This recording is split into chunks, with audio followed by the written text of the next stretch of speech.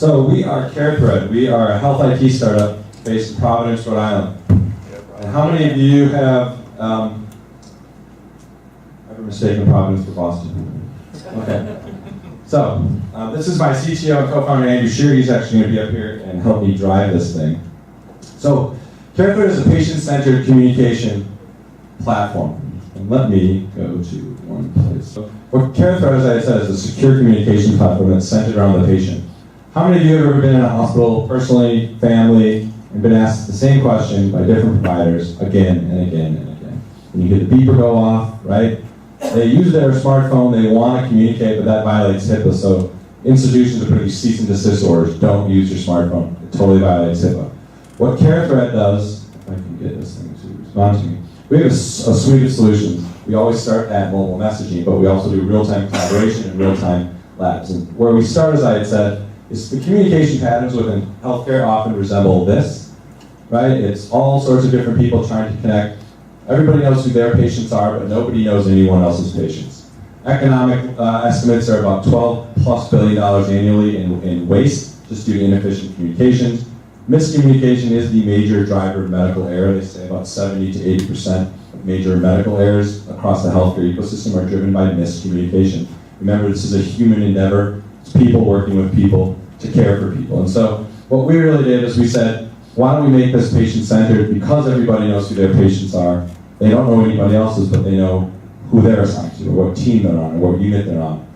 They tell CareThread, and CareThread takes care of automating the rest by saying, hey, we're going to show you everybody else who's also working on the same patient. So we work across iOS and Android. I will start briefly, like I said, iOS, we're an app. You go in, you log in here. One moment. You log in, Carl Adams, for instance.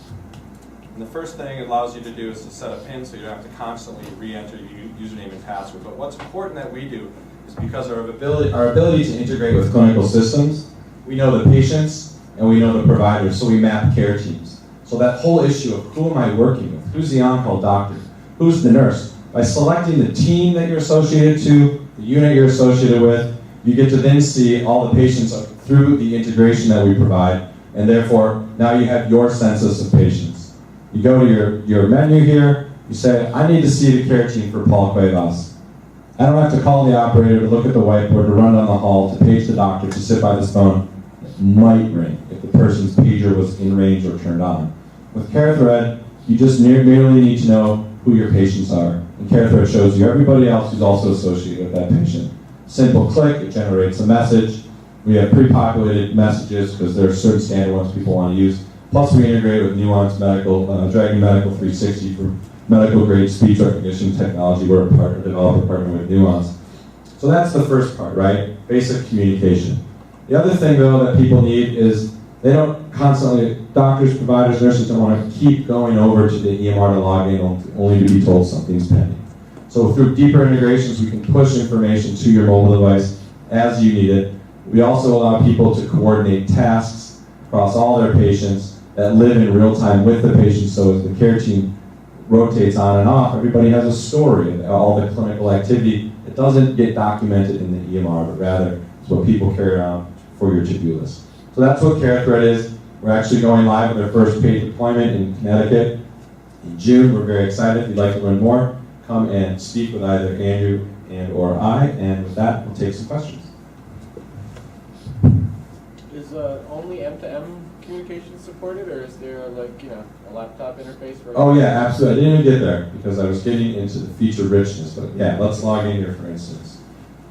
I'll show you this. So you log in, and what we have is we also have an interface where it allows you to see messages. It allows you to go down and look at patients. This is a web app. It works across IE7 and above, Chrome, Safari, Mozilla. This allows you similarly as well to just know who your care team is, simple touch, send a message, generate that off. You can go back, you can also look at, like I said, labs. You can do deeper dives on some labs, things like that. And then we also have for Android as well. I don't know, what was the pin you entered here?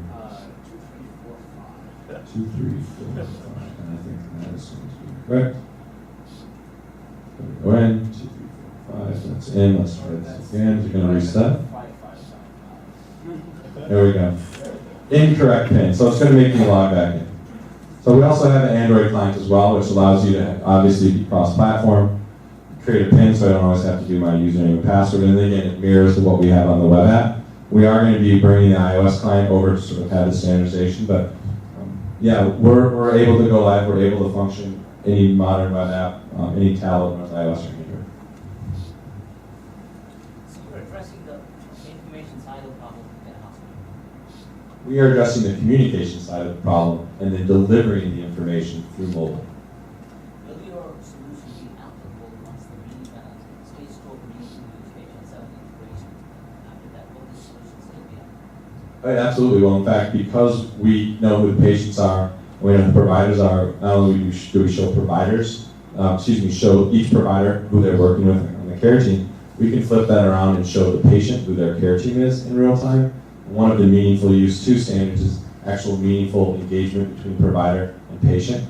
And so that's future roadmap. But yeah, we're going to remain germane, if you will, beyond meaningful use 2 actually as we move into accountable care organizations, because as payment is capitated, and so organizations are given X amount of dollars to maintain the health of the population, how are they going to increase their bottom line if they're going to become or need to become more efficient? And one of them is let's improve the way that people communicate in real time. Any other questions? Do you have any competitors in this space right now? Or? I would say that right now there are probably 25 to 100 secure mobile messaging solutions out there, and what you get is a directory of names and a way to send a HIPAA-compliant encrypted message. And that's where they start with messaging and they end with messaging. Some of them even have established footprints in the market where they are considered the leaders.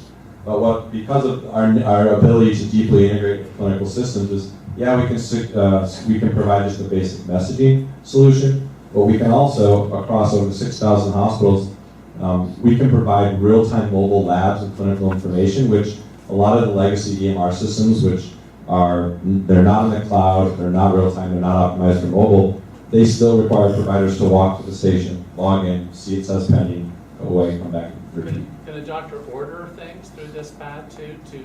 Now, right now, we receive an HL7, we don't write to the EMR. That's phase 2 or phase 3 of product development, yeah. What's your business model? So we started off as a cloud SaaS company, right? Subscriptions per user per month.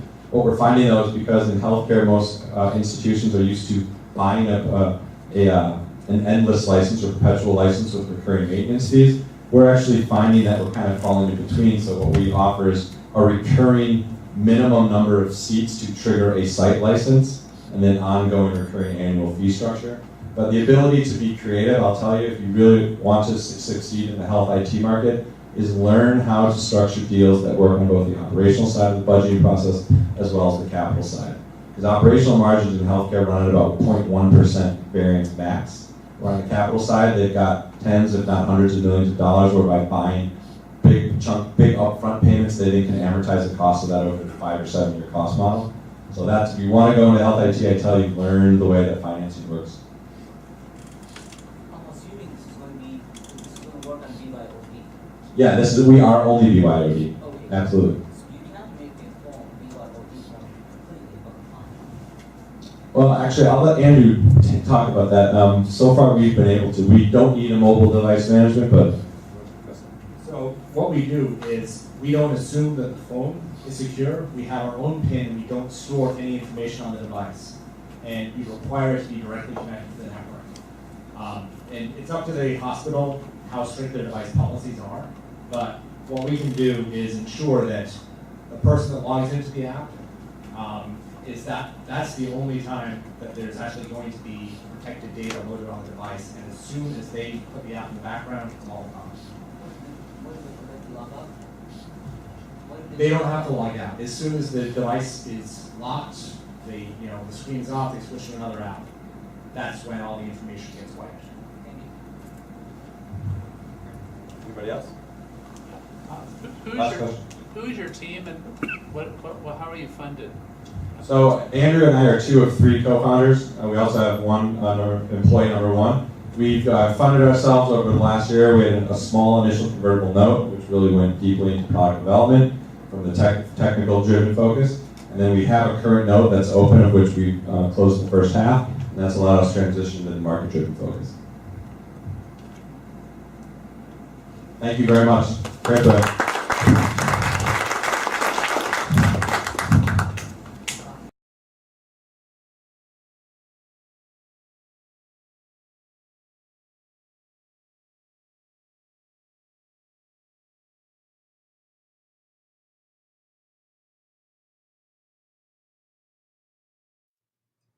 Join Boston New Technology Meetup. Sponsor an event or venue. Present your idea and attend to network with Boston's brightest.